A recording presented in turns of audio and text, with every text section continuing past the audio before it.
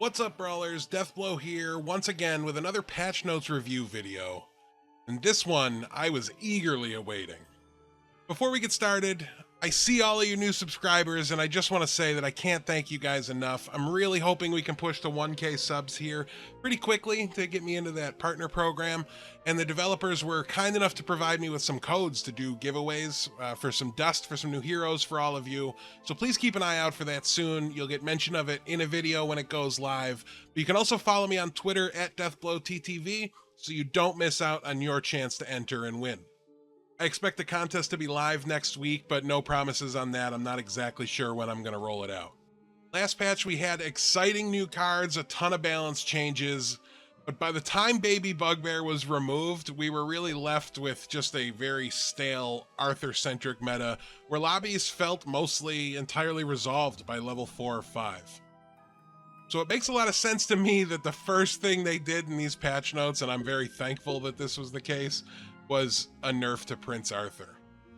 It went back to the tier 4 spot, so you're not going to be able to find it at level 3 anymore. It does the same thing at the start of each brawl, give your upgraded princes and princesses +2/+2 permanently, but it also did get a stat buff of 2/2 already to its base stats. So now it's a 5/5. This level of scaling, starting as early as turn, what was that, 4? Turn 3 or 4? Turn 4 was just way too much, especially in combination with cards like Cinderella that were reliable and kind of easy to get and get upgraded by that point. The scaling was just very oppressive. The amount of damage that we were taking in the mid-game to whoever had found the Arthurs was just way too much. And once Arthur upgraded himself and he was self-scaling, it was just basically completely over by that point.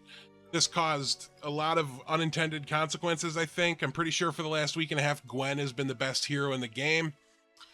Miri, which was a new hero rolled out in the last patch, was almost unplayable because Royals were being sought after by half the lobby, and it was really your only option without being just a complete blank of a hero. So I think it's really good for Miri if you're interested in Miri and you want to play it. I think it's going to be a whole lot more viable now, even though the composition that you're forced into playing almost is going to be significantly worse. I think the hero itself will be much better. And listen, I'm sure there were some of you out there that loved the metagame for the past couple of weeks, but I just couldn't get behind it. I would guess that we're back to a spot where Royals are just not quite good enough to compete with the best synergies. But there's really nothing wrong with the slow balance approach that they were using before to try to buff it very incrementally over time until it measured up. And I really hope we see them get back to that plan for Royals in future patches if it still doesn't measure up. And it probably won't. Next up, we have the Roundtable moving from a level 6 treasure to a level 7 treasure. The comments here are that it was one of the best treasures in the game, which was true. And it was just too consistently leading to that top tier optimal Treant build. Personally, I wish I could get some clarity on how consistent is too consistent. I'm not saying they're wrong, but I'm not sure how I feel about this change. It didn't seem easy to me to obtain the specific level 6 treasure that I needed for this composition to really dominate.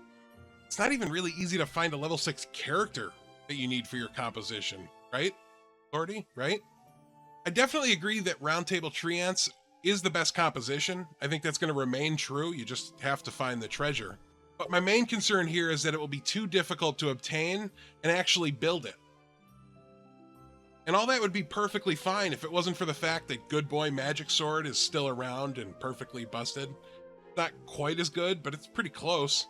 And it's far easier to assemble. You really only need the Good Boy, the treasure, and a bunch of good units. I mean, preferably ranged ones, but if you just have good units, that's going to be pretty strong in its own. So where's the Magic Sword nerf? And no, if you're wondering, after seeing the video I posted yesterday, I had no idea this was coming. Yesterday's title and thumbnail was just a complete coincidence, I promise. I'm also starting to wonder a little bit about numbers here. Again, this isn't necessarily a problem, it's just something that I'm considering and thinking about as I see how they're nerfing these powerful treasures. But how many level 7 treasures are too many? It's pretty difficult to be able to get a chance to look at the level 7s, as it should be. But it would be nice if it felt like I had a chance to actually see the one that I'm hoping for when I do roll for him. I don't know that we're at the point where this is really a problem yet, but like I said, it's just something that I've been thinking about, and this is the second time Phoenix Feather was done the same thing. It used to be a tier 6, went up to a tier 7. And also with those 2 treasures out of the pool, like, we're just making Magic Sword even easier to find. I don't know, just felt like we pushed out one of the few comps that could with any reliability combat Good Boy plus ranged units. And I'm not sure how that's going to feel as we move through the meta and try these things out. But in their wisdom, the developers knew that us tree huggers would be a little worried about the loss of Roundtable, so the next change gives us a little bit back. Heartwood Elders once again on the patch notes, this time getting a stats buff from a 2/9 to a 5/7. I think this is potentially very impactful. It is pretty important that these units do have some teeth to them to help you survive the mid-game when you use it to scale up your comp. I was honestly pretty excited about the last buff, thinking it might allow for some mid-game Treant builds to be viable going forward. Not sure they'll work for you well in the late game anymore, but I do think they'll at least get you to the late game. And it's not like they were completely useless without Roundtable at the end, so it's very possible that all this concern is for nothing, but only time will tell. Last and certainly not least here is the Gingerbread party buff. It's going to cost 3 mana now, down from 4. It's a solid spell with a good effect. I was happy when I hit it on Mysterious Scroll, but I wasn't running out the door to spend 4 gold on it anytime soon. So I do like this change a lot, if for no other reason than it's a buff to a mediocre spell that doesn't really help Loki in any way, shape, or form. I think that's very important as they make spell adjustments to keep in mind how good Loki is. If you buff it by increasing its effect, that's a strict buff to Loki, but this one here specifically doesn't do anything for the hero. It does improve the spell's viability going forward. It was a small patch this time, so that's the end of the changes. Despite my concerns about the late game variance we may see, I am really excited to be kind of back to grinding this game again now that Arthur's gone.